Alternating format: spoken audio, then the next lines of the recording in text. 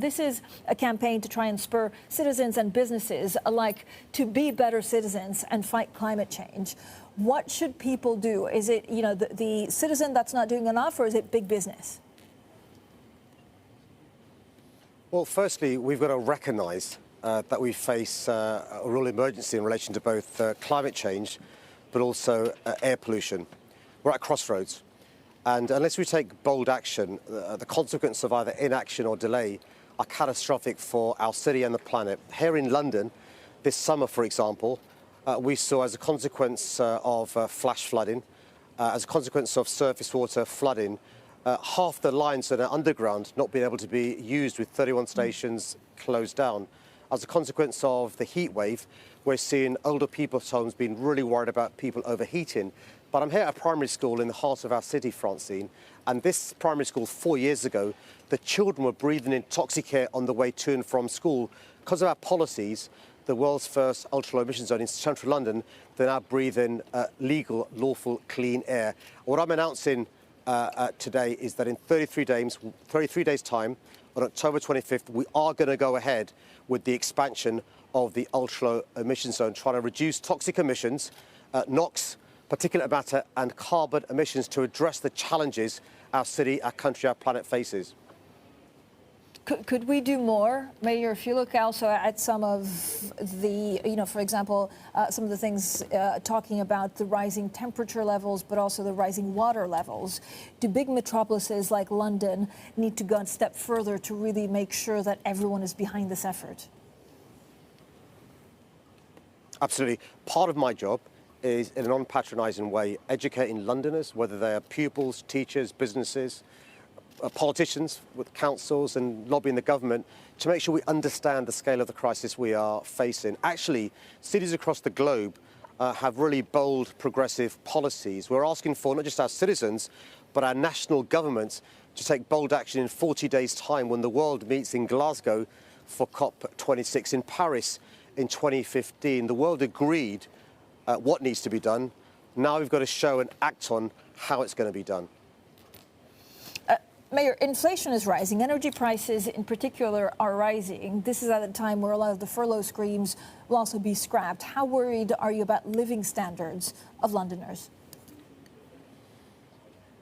I'm really worried about a potential perfect storm, with the furlough scheme ending in this country at the end of this month, the government having taken away universal credit, £20 uplift for every week, at the same time as energy prices are going up. And from next March and April, the government's requiring a disproportionate contribution from hard-working poor Londoners to contribute towards social care. That's why it's so important for the government to reconsider its plans to remove the £20 a week contribution towards universal credit. And it's so important the government doesn't remove the cap there is on energy prices. It's really important we understand the real challenges hard-working Londoners and those across our country are facing. And that's why I'm calling on the government to make sure we keep the energy cap, we keep universal credit, but we don't have those who are working, who are the poorest, paying a disproportionate amount towards social care costs for the future. Is there anything that you as mayor can actually do to help?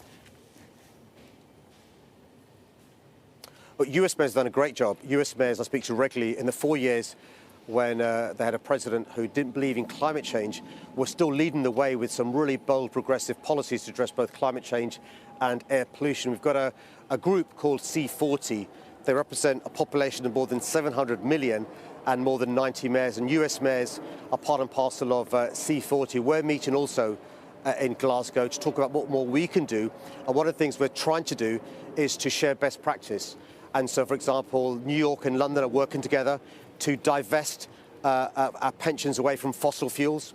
I'm working really closely with mayors across America, from Austin to Phoenix and Los Angeles, about policies to address the crisis in relation to air pollution. It's really important that all of us together, whatever party we're from, whichever city you represent, we try and persuade our national governments to do far more in 40 days' time in Glasgow.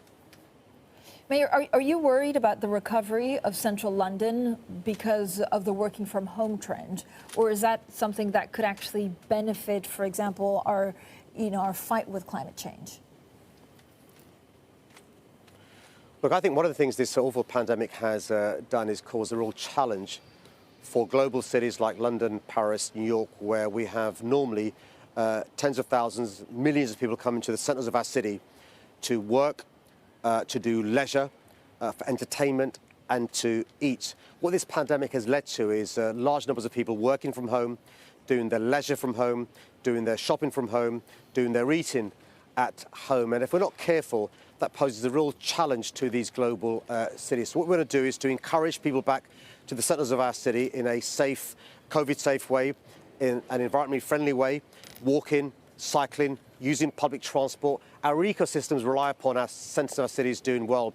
I'm also somebody who believes that Zoom and Teams can't replicate what physical contact brings in relation to creative collaboration, in relation to team building, in relation to mentoring. So I'm speaking to, on a daily basis, not just businesses in London, encouraging them back to heart of our city, tourists to come back to our city, but also to recognise that actually this awful pandemic does, though, provide opportunities. We've used the awful pandemic as an opportunity to increase fivefold the amount of safe cycling in London, to widen our pavements, to make sure we have a green recovery. I think it's possible to have an economic recovery that's a green recovery.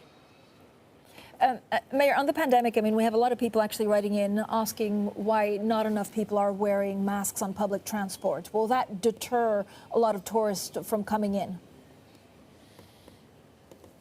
Well, I use public transport today from early this morning, and the vast majority of Londoners and visitors are in face masks, but some aren't.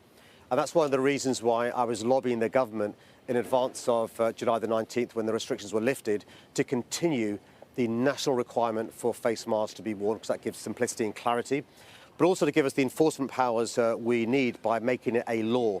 We could then use the Met Police Service, we could then use British Transport Police. The government chose, for reasons they are better explaining, not to do so. So all we can do is use it as a condition of carriage. So our enforcement officers, if you aren't in a face mask, will not allow you onto a bus or public transport.